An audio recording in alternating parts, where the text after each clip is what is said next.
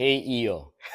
You're into politics because you want to improve this situation. You have very strong advocacies against political dynasties, I believe. I think I want a stronger statement than that. Hmm. Go ahead. We participated in the electoral exercise, and I am warning everyone not to make any wrong interpretation, because in 2022 they thought that we ran even without money or machinery because we simply want to do propaganda. Nothing can be further from the truth. Okay? That is our limitation, na wala kaming control, ano? Na wala naman kaming pera compared to them. We don't have machinery because 'di ba, mayroon kaming political party pero wala kami yung latag na machinery. And people thought na we were running just to, do propaganda, to talk about, wage, to highlight our issues. No, no, no, no. Oo naman. Make no mistake about it. And I will make this statement, even ayoko yung mas mababaw na statement. This is a bid for power for the oppressed. We want to capture power for the oppressed. And we're serious about that. And with power, we will do things. We will change things because we need that power in order to change things. And we don't offer any bluff. We don't bluff around. We hindi kami nagbibiro dito. Yeah, participating in an election is very complicated. It's a very stressful time. I'm sure si Rap would understand that as your political manager. So it's definitely not a waste of. It's definitely not worth wasting your time. It is not. Into and I'll be warning everyone. Kahit papano lumalapit-lapit na tayo. Di ba? Yes. Hindi siya pagtakbo na parang talunan ka lang. Oo naman. Like I don't have to remind people na nakakakuha naman tayo ng milyong-milyong boto sa mababang budget, okay, monetarily. Yes. Di ba? Pero lumalapit. Lumalapit-lapit, di ba? Para hindi rin nila kami binibilitan. Okay. And once we get that power, we're not gonna be joking around. We're not. Diba? We're really gonna effect the changes that we want to effect. Tama. And you're really not just doing this to waste your time. Of course. It's really an effort talaga. Yeah. So the only reason for someone to run a political campaign is to win. Yes, to win. That's the goal. Yes. No one runs We are just serious about winning. Diba? No one runs just to, make a statement and all that. Syempre, because of the efforts you and your team put into this. And I was actually able to look at your data, no? Medyo dumoble yung numbers mo from 2022. So in 2022, you were at 3.5 million votes. That was around 6.3 points versus 6.2%. In 2025, you doubled your votes, and now you're at 11.3%, I believe, at 29th place. You were higher than two Duterte candidates with the budget you have, which is, I think, very impressive. So I guess before I think this is our next topic, yung election. Before I ask about the serious questions, I want to ask you muna, what did you feel when Sharon Cuneta endorsed you in 2022? Of course, I was grateful that she did. Importante rin naman ang mga boses ng mga medyo sikat na personalidad. In order for awareness natin ay tumaas-taas. And I even encountered Kaki, yung kanyang daughter, once doon sa Trellis restaurant. She was with Senator Kiko. Okay. And I approached her and I told her, please thank your mom for me. And thank you also. So, very grateful. I wish one day makita ko siyang personal and really thank her personally. Oh yes, hopefully be able to do that. So I guess my first my next question for you about the election is what was the difference in terms of the political landscape between 2022 and 2025? Parang ano yung what made you double your votes? Sa tingin ko, consistency ng mensahe. People who have been telling me, di ba? I mean, huwag ka masyadong tumira, huwag ka masyadong kumontra. Like, yung lohika kasi ng trapo politics, di ba? Maging, kuwan ka lang, maging mabait ka lang. Like for example, ang daming mga DDS, di ba? So, huwag kang tumira kasi ang daming DDS mamaya hindi bumoto sa iyo yan. O huwag kang tumira kay Marcos kasi may mga Marcos loyalist lang din, di ba? Na butante rin. Baka mamaya hindi ka mananalo. And I really stuck to our principles. Okay. For me, meron din namang mga boboto dahil precisely because hindi ka nagpapaka-safe lang. Hindi ka simpleng walang kinakalaban, walang kino-call out, at pagka medyo controversial na mga issues, huwag ka masyadong pumosisyon. Daming mga controversial na mga issues para hindi ma-turn off sa iyo ang mga certain sections of the voting population. Like for example, women's rights issues, LGBTQ+ issues na baka ma-offend ang religious feelings ng iba. So, huwag kang tumindig. I defied all of those. And precisely because I defied all of those and did not follow the trapo or traditional politics, the logic of traditional politics. Precisely because of that, na maraming mga conscious voters, especially from among the youth, ang bumoto sa atin. And right now, ang aking voter base really comes from the youth. I will give you an example.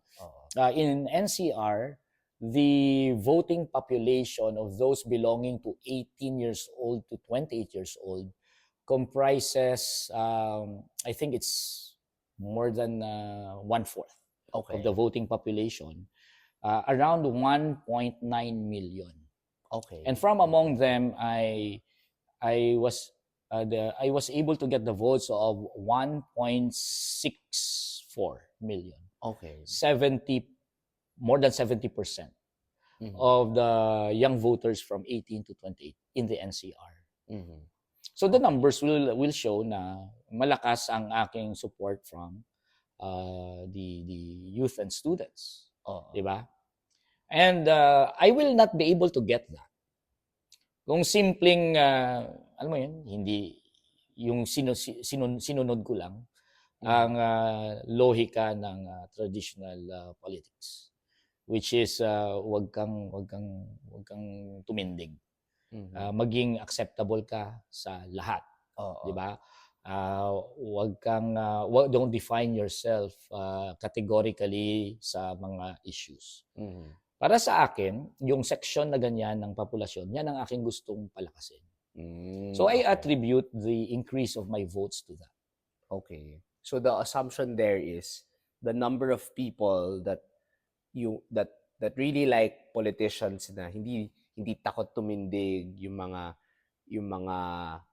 very firm on issues, yung mga those that really call out those in power. You think that number is growing? Yeah, I think so. Wala namang ibang pupuntahan yan kundi kailangan lumawak ng lumawak. Kasi kumpara mo naman sa politika ng political dynasties, di ba? Empty, bankrupt type of politics. Wala talagang binibitbit na issue. Kaya nga sila simpleng nagbubudots lang At saka kumakanta at sumasayaw Di ba, umabot na nga yan na si Willie Revillame Sasabihin niya, wala siyang gagawin sa Senado kundi mag-hep-hep hooray lang Di ba? So, kung ganyan ka empty, bankrupt ang politics, ano sa tingin natin ang aabutin yan? Magi-increase? Sa tingin natin, magi-increase. Inabot na nila ang peak level ng ganyang klaseng absurdity. And the only way para na mapupuntahan ng principled politics ay mas dadami. And yan ang aking wager. That is my wager. So everything I do, yung aking takbo sa politika is based on that wager. It is really based on the hope na ang ating lipunang Pilipino ay hindi tatanggapin yung yung politika na basura. Na darating ang tipping point na masusuka siya kasi basura yung politika eh. Di ba? So diyan ako tumatakbo. Hindi ako magi-invest sa klase ng politika na ano yung status ko. Magi-invest ako dun sa future. That is the future of Philippine politics. Mas dadami ang maniniwala sa prinsipyo. Kaya whether I will win or lose upon that wager, okay lang. Wala namang problema. But I will, I will bet on that. Okay. Do you think if you make that bet in 2028, do you see yourself getting enough numbers to reach the magic 12? I know the reason kung bakit hindi tayo umabot sa it was not enough in order to win. It's not because ang ating politika ay seryoso, may laman. It's not because of that. In fact, that is a factor for winning para sa akin. The reason is, handicap ang aking kandidatura. Unang-una, hindi naman ako member ng isang mainstream coalition or mainstream party. Okay. Oo. Di ba? Pangalawa, syempre, resources and alam mo na, yung makinarya. Pero kung ikaw ay member ng isang mainstream coalition or mainstream party, di magkakaroon ka ng makinarya. Di ba? So, pero ito naman yon. I-analyze mo. With all those handicaps, wala kang pera, wala kang makinarya, hindi ka member ng mainstream party or mainstream coalition, you still got 6.4, close to 6.5 million votes. Yeah. Simply because of your principled politics. Because of your articulation of the alternative. Siguro yung mga sinasabi mo na natalo ko pang mga DDS candidates, magkano kaya ginastos? I'm sure they spent a lot. and they were part of a mainstream party. They were PDP Laban, di ba? And they had millions if not billions, and they spent money. And yet, di ba? Paka-level ko lang sila or natalo ko pa sila. So imaginein mo na lang if with this type of articulating on alternatives, standing for principled politics, and you are now backed up by a mainstream coalition or a mainstream party, imagine what it can do. Di ba? You could just imagine, di ba? Yung handicap na yon ay wala sa 2028. Di ba? So are you're not against joining a mainstream party? Opposition. Of course, not mainstream in the sense that to join the DDS naman, to join the Marcos forces. I call for a united opposition. Okay. Diba? Genuine opposition. It should really be composed or it should comprise of the liberal democratic forces and the progressives. Yun yung two main forces na kailangan magsama. Yes. Hindi lang for 2028 because this is not simply about elections. Dapat magsama ang liberal democratic forces at ang mga progressives dito sa laban, sa political na laban. Now, even before the elections. Yes. Diba, dito sa impeachment, dapat nag-unite na yan. Mga puwersang yan. Definitely. At sa marami pang iba.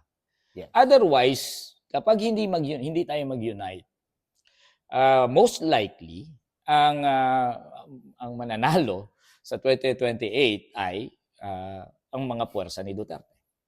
Dalawa na lang, nakita natin ng eleksyon netong 2025 na ang Marcos forces halos wala nang say sa process. Diba? Marcos candidates lost. Despite yung mga ginastos nila, despite yung makinarya, Benhur Abalos really indicates yung pagkatalo ng mga Marcos forces. Bang Aquino won. Number 2, Kiko Pangilinan won. Heidi Mendoza had more votes than many other DDS. And yet, also, the DDS forces won with the victory of Bato de la Rosa and Marcoleta. Somehow, I would say that exceptional yung kay Bongo because Bongo would have his own votes Yes. in addition to the DDS votes because yung Malasakit Center, di ba? Yes. So, dalawang puwersa ngayon ang nakita kong nag-flex ng muscle. Yes. Di ba? It is the Duterte supporters and the whatever is the remnants of the pink wave in 2022. Yung mga natirang puwersa dyan, yung mga maraming mga angat Taytay, angat Rizal, angat this and that social base siya. Mga people's councils. Ng mga people's council. Social base siya ng demand for good governance. And of course, yung mga kabataan. So, DDS, kabataan, plus yung mga